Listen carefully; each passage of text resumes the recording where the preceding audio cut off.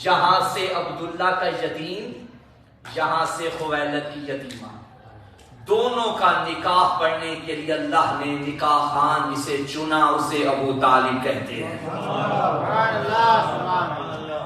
ایک فقرہ کہہ دوں، الجزاء الاحسان الا الاحسان، احسان کا بدلہ احسان ہے، نیکی کا بدلہ نیکی ہے۔ اللہ جانے ابو طالب کا اور خدا کا معاملہ کیا رہتا تھا۔ اللہ نے ابو طالب کا ادھار نہیں رکھا، اے ابو طالب تو نے میرے کا نکاح پڑھا ہے، میں تیرے کا پڑھوں گا۔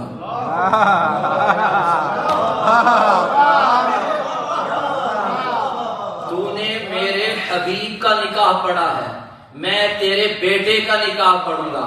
ابو طالب اب وعدہ ہو گیا، میرا حبیب تھا، گھر تیرا تھا، اب بیٹا تیرا ہوگا، گھر میرا ہوگا۔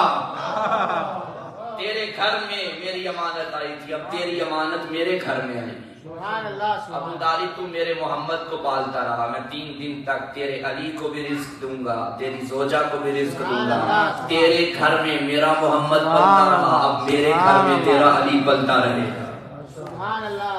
يا أيها الرسول بلغ ما أنزل إليك من ربك خم قديم خلفة الله علي واشكر شاف لن ولن تسلمات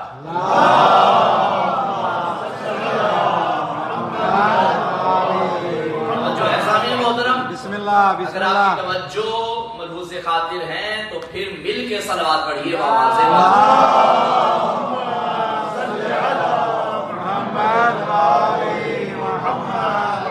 تو جناب ابو طالب نے مصطفیٰ کا اور جناب خدیجہ کا نکاح پڑھا۔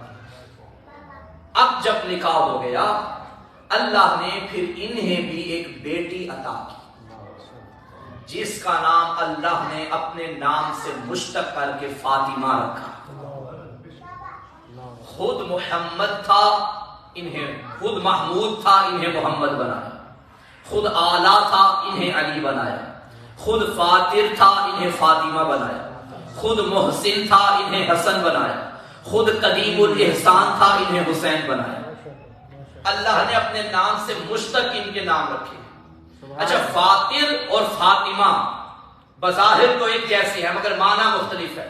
فاطر السماوات والارضین اسے کہتے ہیں جو آسمانوں اور زمینوں کا بنانے والا ہے، اور فاطمہ کا مطلب فاطمہ کہتے ہیں جدا کرنے کو، قطع کے وزن پہ دور کر دینا۔ فاطمہ جدا کرنے والی۔ آپ سوال کریں گے یہ بظاہر تو دو متضاد معنی ہیں، وہاں بنانے والا یعنی جوڑنے والا اور یہاں جدا کرنے والی۔ یاد رکھنا اللہ کی حکمت ہے، فاطمہ کا مطلب جدا کرنے والی یعنی فرق بتانے والی۔ تو جملہ کہہ دوں، زمین و آسمان کا بنانے والا وہ ہے، زمین و آسمان کی بتانے والی یہ ہے۔ جو زمین و آسمان میں فرق کر کے بتائے اسے فاطمہ کہتے ہیں۔ اب جناب ابو طالب کو بھی فاطمہ بنت اسد سے اللہ نے ایک بیٹا عطا کیا۔ 4 بیٹے، آخری چوتھا علی۔ علی کا نکاح مصطفیٰ کی بیٹی سے پڑھ دیا گیا۔ اب یہ نکاح 2 نکاح تھے، ایک عرش پہ ایک فرش پہ۔ عرش پہ اللہ نے خود پڑھا، فرش پہ مصطفیٰ نے پڑھا۔ کیسا کیسا ربط اللہ نے جوڑا ہے۔ محمد اور خدیجہ کا نکاح ابو طالب سے پڑھایا، پھر ابو طالب کے بیٹے اور فاطمہ کا نکاح محمد سے پڑھایا، اور عرش پہ خود پڑھا۔ اب اللہ نے علی اور فاطمہ کو بھی 5 اولادیں عطا کی، جن میں 2 بیٹیاں اور 3 بیٹے۔ میں بی بی کی شہادت انشاءاللہ کل پڑھوں گا، توجہ رکھیے گا سامنے محترم۔ 3 بیٹے اور 2 بیٹیاں۔ اب اللہ نے خواتین کا سلسلہ رکھا تھا حضرت آدم کے ساتھ ساتھ۔ حوا آئی، ہاجرہ آئی، سارہ آئی، آسیہ آئی، خدیجہ آئی، فاطمہ آئی۔ اب جو بیٹی اللہ نے بھیجنی تھی اس کا بھی اپنا ہی کمال ہے۔ جناب حوا بڑی عزتوں والی بی بی ہے، مگر یہ نہیں بتا سکتی کہ باپ کی فرما برداری کیسے کی جاتی ہے۔ جناب آسیہ بڑی عزت والی بیوی ہے مگر یہ نہیں بتا سکتی کہ شوہر کو صاحب ایمان کیسے بنایا جاتا ہے۔ مریم کا بڑا مقام ہے مگر بتا نہیں سکتی کہ شوہر کی فرما برداری کیسے ہوتی ہے۔ اللہ نے تمام خواتین کا پیکر نمونہ عمل بنا کے محمد کے گھر میں فاطمہ کو بھیجا۔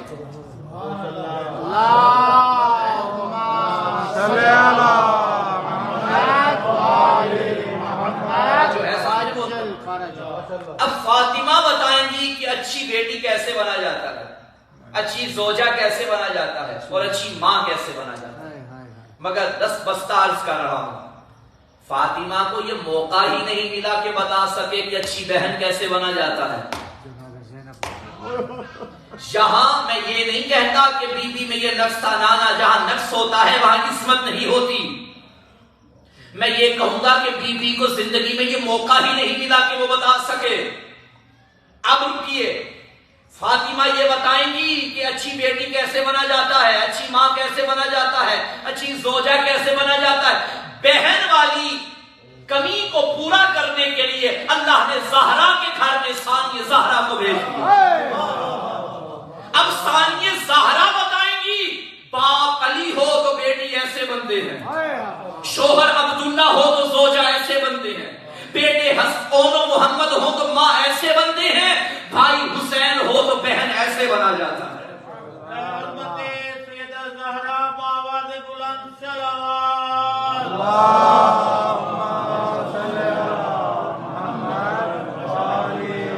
اب اس کے بعد کوئی گنجائش نہیں رہی۔ جواب مریم جناب زہرا، جواب زہرا جناب زینب، جواب مریم جناب زہرا، جواب زہرا جناب زینب۔ پھر سنیے، جواب مریم جناب زہرا، جواب زہرا جناب زینب، جناب زینب کے بعد لیکن جواب زینب جناب زینب۔ بھائی زہرا کے بعد ثانیہ زہرا تو آ گئی مگر زینب کے بعد کوئی ثانیہ زینب نہیں آئی۔ میں نے آج کی مجلس میں بی بی کا تذکرہ کیوں کیا؟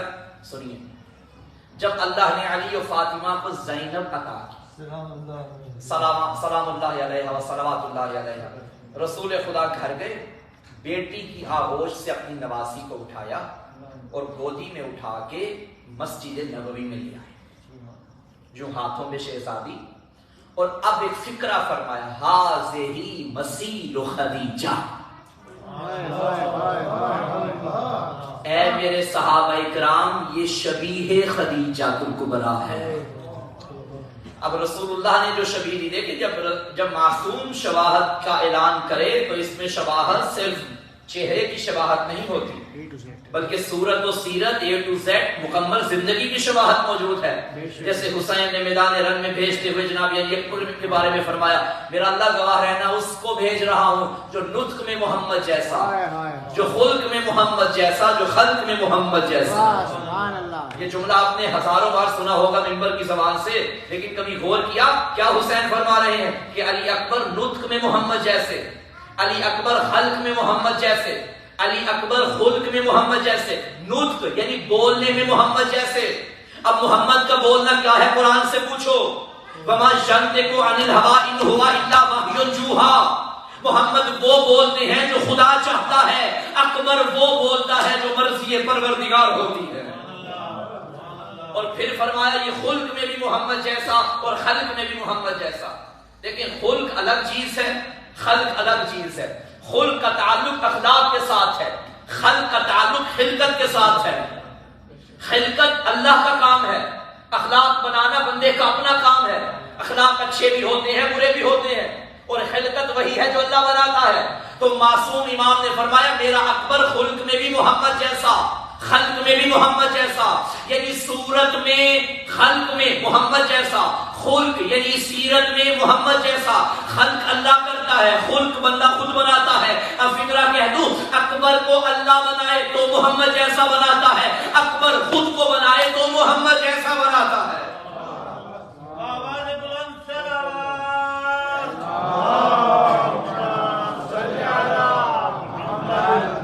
یہاں جو شباہت دی رسول خدا نے، ہاذہی شبیہ خدیجہ ہے. یہ صرف چہرے سے نہیں تھی بلکہ سیرت و کردار خدیجہ والا تھا علی کی بیٹی کے اندر، اپنی نانی والا. کیوں؟ میں نے جب جناب زینب سلام اللہ علیہا کی سیرت میں پڑھا تو نتیجہ وہی نکلا جو جناب خدیجہ کی سیرت کا تھا. جناب خدیجہ کا ماضی کیا تھا؟ امیر تھی، مگر سب کچھ دین کی خاطر لٹا دیا. اور آپ جانتے ہیں کہ علی کی بیٹی جس گھر میں تھی وہ گھر عبداللہ بن جعفر طیار کا گھر تھا. اور عبداللہ بن جعفر طیار کی اولاد میں عبداللہ وہ تھے جو ہاشمیوں میں امیر ترین فرد کہلاتے تھے. مہمان نوازی میں عبداللہ کا گھر مشہور تھا. دسترخوان سجا ہوا ہے، آپ نے تو حسن مولا کا دسترخوان سنا ہے، ورنہ جعفر طیار کے گھر عبداللہ کا دسترخوان بھی بڑا مشہور و معروف تھا. اتنی امیر تھی. اور بی بی خدیجہ کتنی امیر تھی؟ 400 غلام اور کنیزیں ایک وقت میں بی بی کے ساتھ ساتھ رہتی تھی. 80,000 اونٹ تھے جو ہر وقت آمد و رفت میں مصروف رہتے تھے. اور بی بی کی تجارت کا قافلہ یمن، فلسطین، بحرین، عراق، تمام علاقوں میں آیا جایا کرتا تھا. بی بی کی سیرت میں ملتا ہے کہ جب بی بی خود سفر کرتی تھی اور راستے میں جو خیمے لگائے جاتے تھے ان خیموں کی کیلیں سونے کی ہوتی تھی. اور ایک مرتبہ بڑے بڑے تاجر مکہ کے ایسے تھے جو مقروض تھے بی بی خدیجہ کے. اور جب اسلام کا اعلان ہوا مصطفیٰ نے کیا تو تب محمد مصطفیٰ نے فرمایا خدیجہ کس طرح لوگوں کو اسلام کی طرف لاؤں. تو بی بی نے اعلان کر دیا جس کے سر پہ خدیجہ کا قرضہ ہے کلمہ پڑھتے جاؤ میں معاف کرتی جاؤں. یہ جتنے لوگ آج اسلام کے ٹھیکیدار بنے ہیں یہ ماضی میں مقروض تھے خدیجہ کے مال کے. توجہ ہے. اور بی بی خدیجہ کی وہ عزت و عظمت ہے کہ آپ کوئی بھی معصوم کی زیارت اٹھا کر دیکھیے، زیارت نامہ پڑھتے ہیں، معصوم کی زیارت پہ جاتے ہیں، کربلا جائیں، نجف اشرف جائیں، قم جائیں، مشہد میں جائیں یا شام میں جائیں، کسی بھی معصوم کے روزے پہ جائیں، زیارت نامہ اٹھائیں. اس وقت تک کسی معصوم کا زیارت نامہ مکمل نہیں ہوتا جب تک یہ فقرہ نہ پڑھیں السلام علیک یبن خدیجہ الکبریٰ، اے خدیجہ کے بیٹے تم پہ ہمارا سلام ہو. بی بی کی امارت مشہور تھی زمانے میں. اور اسی طرح تھی علی کی بیٹی. ماضی میں کیا کچھ تھا مگر حسین کی خاطر سب کچھ لٹا دیا. خدیجہ نے محمد کی خاطر لٹایا اور علی کی بیٹی نے اپنے وقت کے محمد کی خاطر لٹایا. تب رسول خدا نے ہاتھوں پہ علی کی بیٹی کو اٹھا کے فکرہ فرمایا کہ حاضری مسیل خدیجہ، یہ شبیہ خدیجہ ہے. یاد رکھو اگر کسی نے خدیجہ کے احسانات کا قرضہ ادا کرنا ہے تو اسے چاہیے کہ زینب کو راضی رکھے. مسجد بھری ہوئی تھی.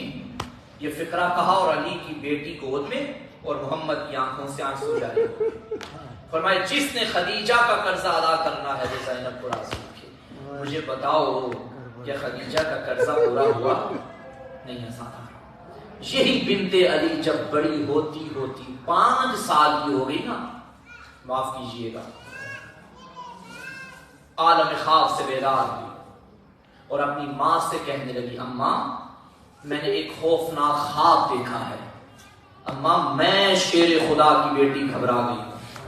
یہ فقرہ سنا جناب زہرا نے فرمایا زینب مجھے نہ بتا، حسب معمول فجر کے بعد نانا گھر آتے ہیں، یہ خواب نانا کو سنانا. رونے والوں ساری رات انتظار کرتی رہی کہ میں خواب نانا کو سناؤں گی اور نانا سے تعبیر پوچھوں گی. فجر کی نماز کے بعد حسب معمول محمد بدول کے دروازے پہ آئے. نقل باب کیا، کیا دیکھا؟ آج ماں دروازے پہ نہیں آئی، 5 سال کی زینب دروازے پہ آئی. نبی نے زینب کو پکڑا اور رو کے کہا زینب ہماری چھوٹی بیٹیاں دروازے پہ نہیں آتی. زینب خیر تو ہے؟ رو کے کہنے لگی نانا میں نے خواب دیکھا ہے، میں ساری رات تیرا انتظار کرتی رہی، مجھے تعبیر بتا. رونے والوں سنو گے فقرہ. روتے روتے محمد زمین پہ بیٹھے، اپنی شبیہ خدیجہ کو گودی میں بٹھایا اور فرمایا زینب بتا کیا دیکھا؟ کہنے لگی نانا میں نے خواب میں دیکھا میں جنگلوں میں تنہا رہ گئی ہوں. رونے والوں یہ فقرہ سنا बिनते अली को सीने से लगा के मोहम्मद ने फरमाया, ज़ैनब बता फिर क्या देखा? रो के कहने लगी, नाना मैंने देखा जंगल में तूफान बड़ा तेज था, नाना मेरी पनाह के लिए कोई जगह न थी, नाना मुझे 2 दरख्त नजर आए, मैं एक के साए में चली गई, नाना तूफान की तेजी से वो दरख्त भी कट गया, नाना अब जब मुझे एक ही दरख्त बचा मिला मैं उसके साए में चली गई, नाना वो भी कट गया। सुनोगे अज़ादारो, जब इतना फिक्रा सुना खामोश हो गई फातिमा की बेटी, सीने से लगाया, ज़ैनब बता आगे क्या देखा? अज़ादारो मुझे माफ करना, रो के कहने लगी, नाना न पूछ मुझे शर्म आती है। ये जुमला सुना सीने से लगाया, मेरी जान बता क्या देखा? रो के कहा, नाना तूफान इतना तेज था मेरे सर से चादर भी ले गया। अज़ादारो ये जुमला सुना, रो के कहा, ज़ैनब ये जंगल करबला है, ज़ैनब ये एक दरख्त तेरा अब्बास था, ज़ैनब ये दूसरा दरख्त तेरा हुसैन था, ज़ैनब जिस तूफान ने चादर को लूटा ये शाम गरीबा थी। अजरुकुम अल्लाह। अज़ादारो अभी ज़ैनब को वो ख्याल तो आता होगा कि मेरे नाना ने उम्मत से कहा था जिसने खदीजा के एहसान पूरे करने हैं वो ज़ैनब को राजी करे, लेकिन हाय अज़ादारो शाम गरीबा आ गई, आशूर का सूरज ढल गया, ज़ैनब का इम्तिहान शुरू हो गया, खैमे जल गए, चादरें लुट गई, यतीम मारे गए। अज़ादारो कुछ यतीम जिंदाने शाम में मरे जाने वाले यतीम करबला के रन में ऐसे बिखर गए, अल्लामा नक्कन फरमाते हैं जैसे टूटी तस्वीर के दाने बिखर जाते हैं। अब बिनते अली मीरे कारवां बन गई, अब ज़ैनब अब्बास बन गई, लेकिन अज़ादारो अभी ज़ैनब के ज़हन में तो था कि मेरे नाना ने कहा था मैं खदीजा की तरह हूँ, खदीजा के एहसान है इस उम्मत पे, अरे मुझे तो कोई तो कर्जा पूरा करके देगा। लेकिन अज़ादारो 11 मुहर्रम का सूरज निकला, सारे सर नौके नेज़ा पे आ गए, अली की बेटियों को बेपालान ऊंटों पे सवार किया गया। मैंने आसानी से पढ़ दिया, आपने सुन लिया, मैंने क्या कहा? बेपालान ऊंट। अज़ादारो क्यों हम खामोशी से सुन लिया? क्योंकि ना कभी मेरी माँ बहन ऐसे ऊंट पे सवार हुई, ना कभी आपकी माँ बहन ऐसे ऊंट पे सवार हुई। मैं एक मिसाल देता हूँ, अबू ज़र को शाम से हाकिम शाम ने उस ऊंट पे भेज के मदीने को भेजा था जिस पे पालान नहीं थे। जब अबू ज़र मदीने पहुंचे, अबू ज़र की बेटी ने ये मंजर देखा और चीखें निकल गई। क्या देखा? अबू ज़र की रानों का गोश्त पिघल गया था, अबू ज़र की टांगों से लहू बह रहा था। बेटी ने कहा, बाबा ये टांगों को क्या हुआ, ये गोश्त क्यों पिघल गया? अबू ज़र ने रो के कहा, मेरी बेटी मुझे उस ऊंट पे बिठाया गया जिस पे पालान न थे। अब सैयदो गैर सैयदो मुझे माफ करना, अरे अबू ज़र मर्द था, ऊंट पे चढ़ना भी जानता था, अरे उतरना भी जानता था, ये अली की नफीस बेटियां अजरुकुम अल्लाह। बस अज़ादारो बेपालान ऊंट पे कैसे सवार हुई मुझे नहीं पता, कभी दाएं अब्बास का लाशा देखती, कभी बाएं अली अकबर को देखती। जब हो गई ना सवार, एक मर्तबा सैयदे सज्जाद से कहने लगी, सज्जाद बेटा इस जालिम शिमर से कह दे मुझे उस रास्ते से गुजारे जहां मेरे भाई का बेकफन लाशा है, और मुझे एक दफा भाई के चेहरे की ज़ियारत और भाई के बेकफन लाशे की ज़ियारत करवाए। बस अज़ादारो ज़ैनब उलिया का ऊंट वहां से गुजरा जहां फातिमा का बेगोरो बेकफन बेटा मौजूद था। बस अज़ादारो रिवायत कहती है जब ये नाका आया ना इस लाशे के करीब, बहन ने भाई के लाशे पे आने के लिए ऊंट के बैठने का भी इंतजार न किया, चलते नाके से गिर पड़ी ज़ैनब बिन्ते अली। सवाल करो कैसे गिरी? उलमा फरमाते हैं नाज़लत ज़ैनब मिनल जमल का नाज़लिल अब्बास मिनल फरस, ऐसे गिरी जैसे दौड़ते घोड़े से। अजरुकुम अल्लाह, अजरुकुम अल्लाह, जैसे दौड़